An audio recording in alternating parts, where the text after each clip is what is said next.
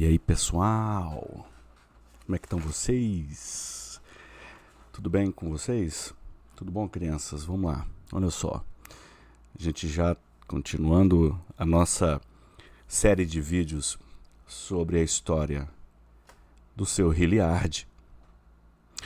Eu disponibilizei lá no vídeo 1 o PDF com a anamnese, ok?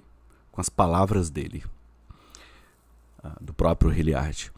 E aí eu queria que vocês tentassem ler, criar os próprios raciocínios e comparar os raciocínios que vocês fizeram com o meu raciocínio e tentar encontrar ali onde pode ter algum tipo de lacuna de conhecimento. De certa forma, é lógico que existem raciocínios errados, mas existem formas diferentes de chegar à mesma solução.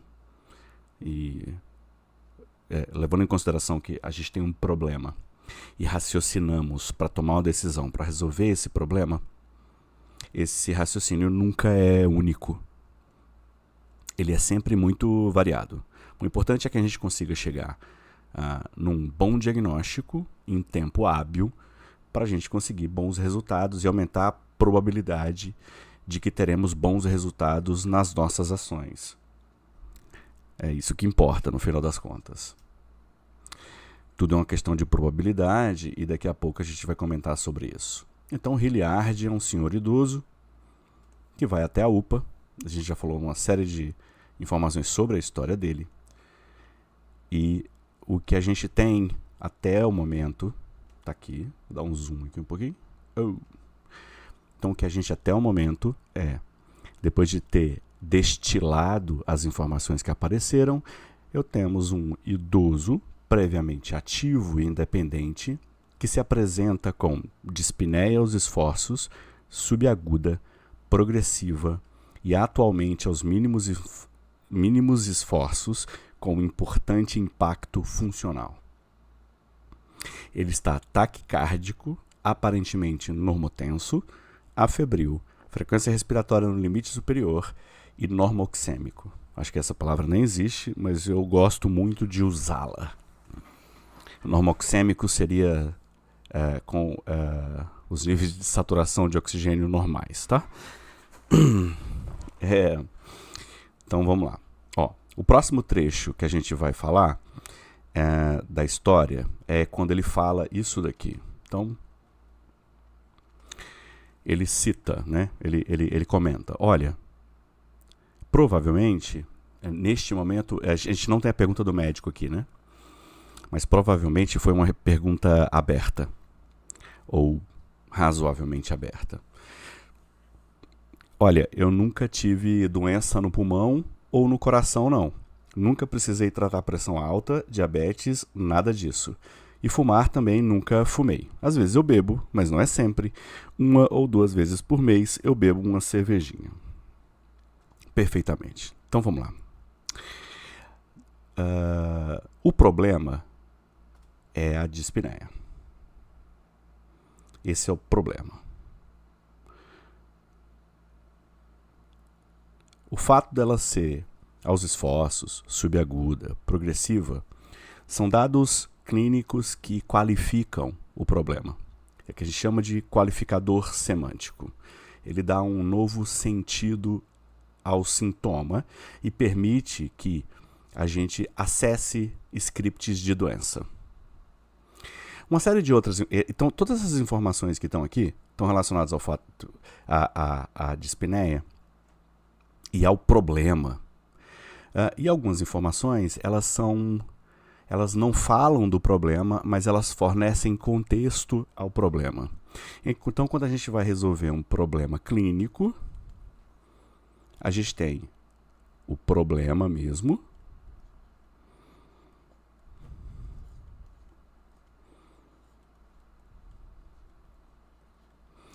e a gente tem o contexto. Eu tenho o problema e eu tenho o contexto.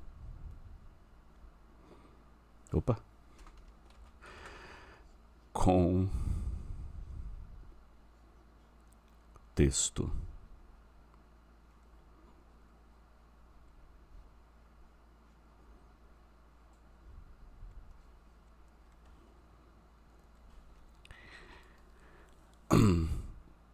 Eu não consigo dar um diagnóstico preciso só descrevendo o problema, sem o contexto.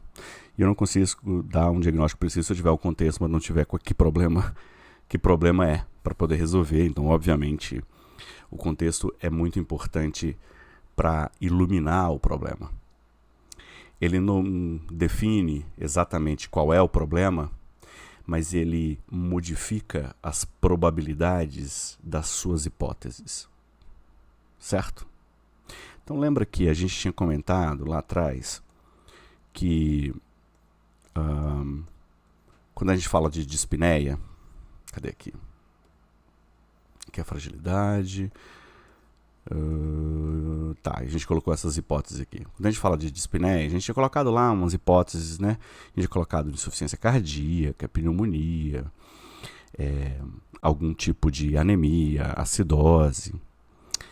Essas hipóteses, a depender do contexto, elas aumentam ou diminuem a probabilidade. Então, dados de contexto são importantes quanto à modificação da probabilidade. Isso é uma noção em raciocínio clínico que é muito importante e que deve ser sempre relembrada, que há uma incerteza inerente à própria realidade. Uau! E aí a gente está sendo filosófico, mas as verdades absolutas, elas são incomuns, ou nunca são comuns, né? Eu nunca parei tempo suficiente para refletir, mas veja só, é próprio da prática médica. Aí vamos falar da prática da medicina, para a gente não ficar viajando em metafísicas por aí. É próprio da medicina que a gente não tenha certezas absolutas. Na minha época, os professores citavam, tinha uma frase muito famosa, em medicina, nunca e nem sempre são frases que são possíveis serem ditas porque há sempre exceções e vamos lá. Então há uma incerteza própria na prática. Então quando a gente está falando de diagnóstico, eu sempre gosto de falar que a gente não produz diagnóstico, mas a gente produz hipóteses diagnósticas.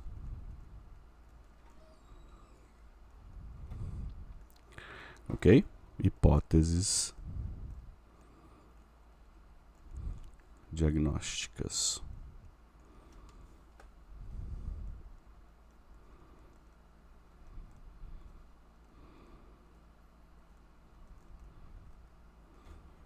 Sacou? É sempre uma hipótese. Essa hipótese pode ser mais ou menos provável. Hipótese 1, 2, 3. Sacou? E aí, falando de que, para eu saber o que está acontecendo com o Hilliard, eu tenho hipóteses que elas serão mais ou menos prováveis a depender de uma série de informações.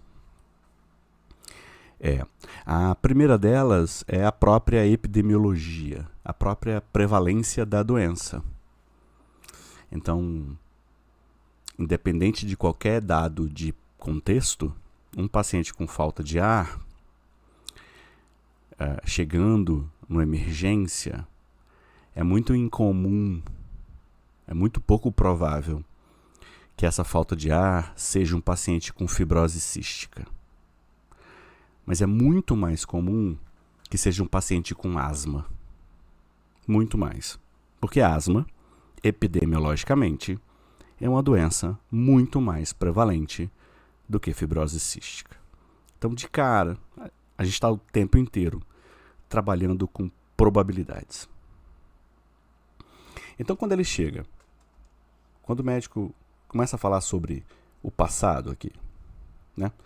Olha, eu nunca tive doença no pulmão ou no coração. Ele tinha hipóteses aqui. Para trabalhar com essas hipóteses, ele pensou o seguinte: bom, o paciente é idoso. A prevalência de cardiopatias e pneumopatias entre a população idosa é maior. Entre as causas possíveis que produzem dispneia, problemas no coração e no pulmão são mais comuns. Ter uma doença crônica, ser portador de uma doença crônica, aumenta a probabilidade explicativa de que este problema de dispneia esteja relacionado a uma história prévia. Tá? Então, ele nega. E aí, quando ele fala assim, nega cardiopatias.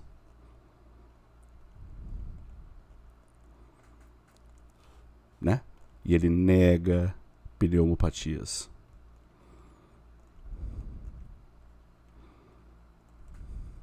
Ok? Massa. Aqui tem um reparo. Parece uma obviedade, mas é importante que se diga. Veja só. Na verdade, quando alguém diz para você, por exemplo, no caso de hipertensão, talvez seja ainda mais comum. Eu pergunto, você tem pressão alta? E a pessoa, não tenho pressão alta. A gente tem que entender o nível de confiabilidade desta informação. Como pressão alta, hipertensão, é um diagnóstico dado pelo médico, e o paciente não é médico de si mesmo, ele não pode se dar esse diagnóstico. Então, quando um paciente diz que ele não tem hipertensão, ele não nega hipertensão, ele nega diagnóstico prévio de hipertensão. Então aqui, nega cardiopatia é diferente de nega diagnóstico prévio de cardiopatia. Eu escrevo, e aqui é a mesma coisa, nega diagnóstico prévio de pneumopatia. Qual a diferença entre as duas frases? A diferença é que a ausência de diagnóstico dado não significa ausência de doença. Isso é muito importante para doenças que são assintomáticas, ou pouco sintomáticas, ou com sintomas muito inespecíficos que faz com que o paciente esteja por aí andando para cima e para baixo, sem saber que já está doente. Então, por exemplo, a hipertensão, aqui ele fala, nunca precisei tratar pressão alta, diabetes, nada disso. Então, o que ele quer dizer é que ele nega diagnóstico prévio de hipertensão. Que ele nega diagnóstico prévio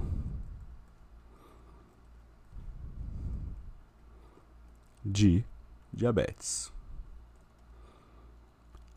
Cara, eu fico escrevendo atrás de mim, né? Aqui, ó. Tem que botar uma marcador aqui no meu monitor. Entenderam? Entendeu? Não significa que o paciente não seja hipertenso, ele pode ser hipertenso e desconhecia ser hipertenso. Então, a frase nega diagnóstico prévio de hipertensão talvez fosse uma frase que comunicasse melhor o que a gente está querendo dizer do que simplesmente nega hipertensão. Tá? Mas eu tô aqui, e lógico, eu tô aqui falando isso só para chamar a atenção para vocês, para não cair na armadilha de que se ele nega uma doença prévia, não significa que ele não tenha essa doença. Significa que ele não foi diagnosticado com essa doença ou que ele desconhece tê-la. Logicamente, ele ter a doença e ter o diagnóstico muda as probabilidades. E aí é interessante essa informação, então, né? Eu vou deixar escrito, né? Não ter o diagnóstico é diferente de não ter a doença. Ah, moleque. Sacou? Isso aqui é importante. Ok? É meio que uma obviedade, mas às vezes a gente pode cair em armadilhas de raciocínio durante o nosso dia a dia. Tá? Aí, essa coisa, né? Tá vendo que ele procurou coração, pulmão e falou especificamente de duas doenças que são fatores de risco. Super importante. Fatores de risco. Aqui, em caso de hipertensão e diabetes, cardiovasculares. Porque estão relacionados à aterosclerose acelerada e a maior risco de doença coronariana. E isso ser uma causa, por exemplo, da dispneia do paciente. Então, o médico aqui está buscando dados clínicos de contexto que aumentem a probabilidade daquele paciente ter esta ou aquela doença. Certo? Certo. Inclusive, quando ele vê os dados de consumo. Ele nunca fumou, então ele nega tabagismo, às vezes ele bebe, mas não é sempre. Aí ele tem ali, parece um consumo não abusivo de álcool. E aí ele procurou outros fatores de risco, ele coloca ali tabagismo, e aí ele nega tabagismo. E aqui consumo, e aqui a gente não tem a quantidade exata, mas o ideal era que a gente tivesse consumo de unidades álcool por dia, em média, para a gente ter uma ideia se tem ou não consumo abusivo. Mas independente disso, aqui tem uma informação que talvez tenha pouco impacto nas nossas hipóteses. Talvez. Porque aí ela vai depender de outras informações. E aqui entra algo que é muito importante, que está relacionado a uma teoria das probabilidades. E está relacionado a algo chamado de teorema de Bayes, que a gente vai falar no próximo vídeo. Um abraço.